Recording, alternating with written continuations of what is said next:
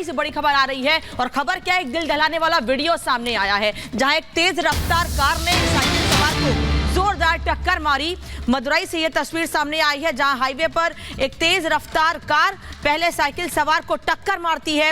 इस टक्कर से साइकिल सवार दूर जाकर गिरता है। यह तस्वीर आप देख रहे हैं, ये हाईवे है मदुरई का जहां साइकिल सवार गुजर रहा है और ये इतनी तेज रफ्तार से ये गाड़ी आगे बढ़ रही है कि ये गाड़ी साइकिल सवार को टक्कर मारती है और जिससे साइकिल सवार दूर जाकर गिरता है और कार डिवाइडर से टकराते हुए दूसरी साइड की सड़क की बाउंड्री से टकरा जाती है और हवा में 2 से 3 बार घूमती है। इस हादसे में 5 लोगों की मौत हुई है।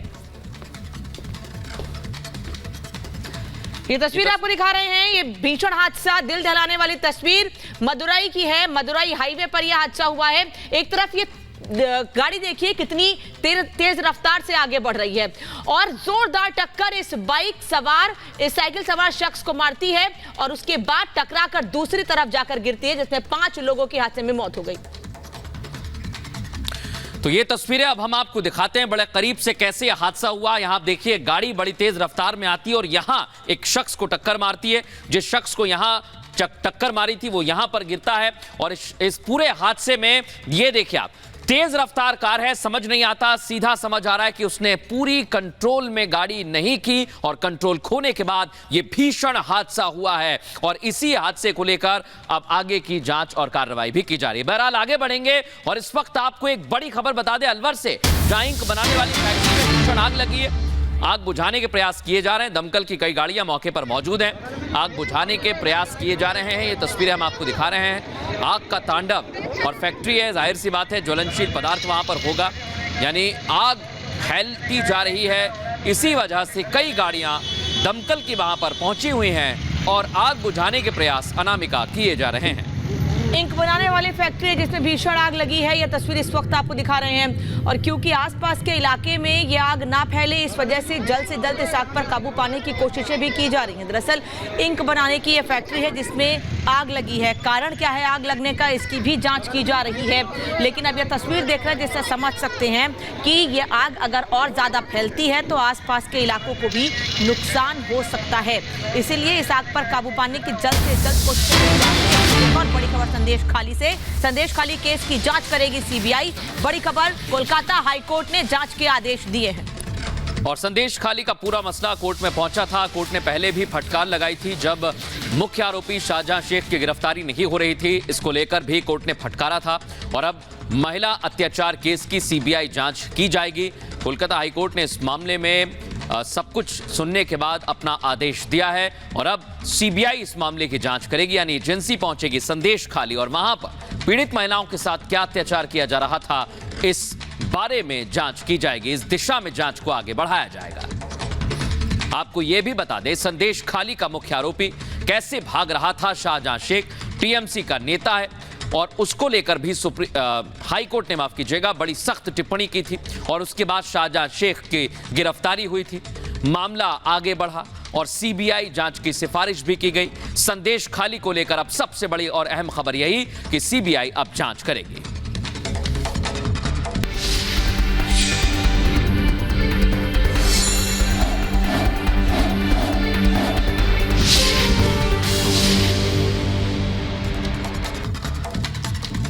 और अपर्णा यादव भारतीय जनता पार्टी की नेता ये कह रही हैं कि जो भी जिम्मेदारी दी जाएगी लोकसभा चुनाव में उसे बखूबी निभाएंगे। पार्टी अगर कहीं से चुनाव लड़ने को कहती है तो उसके लिए भी तैयार हूं, पार्टी कोई और जिम्मेदारी देती है तो उसके लिए भी तैयार हूं। दरअसल अपर्णा यादव ने 2022 के उत्तर प्रदेश के विधानसभा चुनाव के दौरान भारतीय जनता पार्टी ज्वाइन की थी और तब से यह कयास लगाए जा रहे हैं कि अपर्णा चुनाव लड़ सकती हैं। पहले विधानसभा चुनाव को लेकर, उसके बाद अब लोकसभा चुनाव को लेकर कई अटकलें हैं। क्या कह रही हैं अपर्णा, सुनिए, अजय दुबे ने उनसे बातचीत की है। लोकसभा चुनाव को लेकर प्रदेश में तमाम बिसाते हैं, अलग अलग राजनीतिक दल अपने अपने प्रयोग कर रहे हैं। बात करने के लिए अपर्णा यादव हमारे संग मौजूद है। अपर्णा जी, रायबरेली की लोकसभा सीट को लेकर चर्चाएं तमाम हैं, आपके नाम की भी चर्चा है, आप चुनौती देंगी रायबरेली जाकर गांधी परिवार? दीदी, चर्चा से मुझे नहीं लगता कि कोई बात होती है। हमारी पार्टी एक जो है जिम्मेदार पार्टी है और राष्ट्रीय पार्टी है। जिस प्रकार का निर्णय पार्टी लेगी, अपर्णा यादव उस निर्णय के साथ है। तो मैं समझती हूँ हमारी पार्टी तय करती है और पार्टी ही बताएगी। आप कैसे देख रही हैं उस सीट को, चाहे रायबरेली हो चाहे अमेठी हो, गांधी परिवार को व्यक्तिगत तौर पर जाके चुनौती देने को कैसे देखती हैं आप? मैं समझती हूँ कि कोई भी परिवार कहीं से भी कोई भी लड़े, भारतीय जनता पार्टी प्रचंड बहुमत के साथ लोकसभा जीतेगी और अपनी सरकार बनाएगी। जी बताइए, सीट को भी लेकर चर्चा है, पहले धर्मेंद्र यादव, फिर शिवपाल यादव और अब आदित्य यादव। मुझे समझ में नहीं आ रहा है। देखिए, ये तो मेरी पार्टी का विषय है नहीं, भारतीय जनता पार्टी का ये विषय नहीं है। कोई अन्य पार्टी अगर उसका टिकट बदलती है, नहीं बदलती है, क्या करती है, देती है, नहीं देती है, ये उस पार्टी का निर्णय है जिसके वो लोग हैं। परंतु मैं समझती हूँ कि पब्लिक परसेप्शन इससे बहुत ख़राब होता है, क्योंकि कोई भी पार्टी अपने जब पर्चा निकालती है और उसमें प्रत्याशी का नाम घोषित करती है, तो बार बार बदलने और बार बार इस प्रकार का समाज में यह दर्पण जाता है कि आप क्या कर रहे हैं, आपस में आपका डिस्कशन नहीं हुआ, या मुझे लगता है इमेच्योर डिसीशंस होते हैं। तो मैं समझती हूँ कि सोच समझ करके व्यक्ति को अपने पर्चे या अपनी प्रत्याशियों की लिस्ट बाहर निकालनी चाहिए। जैसे भारतीय जनता पार्टी बहुत ही विवेकपूर्ण पार्टी है और जो भी निर्णय पार्टी लेती है बहुत सोच समझ करके लेती है। तो रायबरेली में प्रियंका गांधी उतरती हैं, आपका नाम सामने आता है तो टक्कर मजेदार। ये पार्टी तय करती है भैया। हमारे यहाँ बीजेपी एक नेशनल पार्टी है, पार्टी जैसा कहेगी वैसा करेंगे। अपर्णा यादव हैं और क्या कुछ रायबरेली में उसको लेकर अपनी राय रखें? तो देखा आपने, अपर्णा यादव ने यहाँ कहा है कि पार्टी चुनती है, लेकिन अपर्णा यादव के बयान पर शिवपाल यादव की भी प्रतिक्रिया सामने आ गई है। शिवपाल यादव लगातार अलग अलग चुनावों में प्रतिक्रिया दे रहे हैं और इस बीच जानकारी ये मिल रही है कि अपर्णा यादव को लेकर भी उन्होंने एक खास और अहम टिप्पणी की है। सुनवाते हैं आपको क्या कुछ कहा।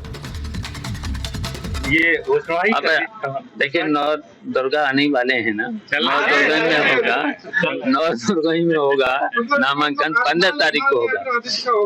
15 तारीख है, 15 तारीख को पता लग जाएगा, आपको सब पता लग जाएगा।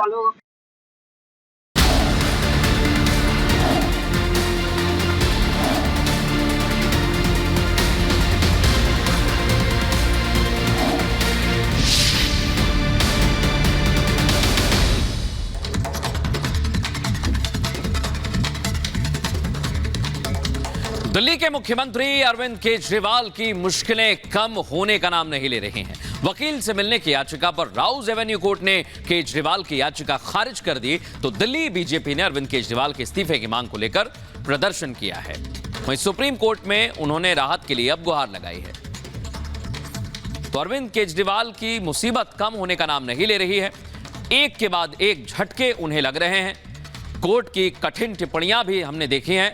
3 तस्वीरें आप देखिए, राउज एवेन्यू कोर्ट से झटका लगा है, बीजेपी उनका इस्तीफा मांग रही है, आज जोरदार प्रदर्शन किया जा रहा है और इधर हाई कोर्ट के बाद, सेशंस कोर्ट के बाद अब सुप्रीम कोर्ट में जाने की तैयारी है अरविंद केजरीवाल की और वहां से उन्हें उम्मीद है कि राहत मिलेगी, इसलिए गुहार लगाई है।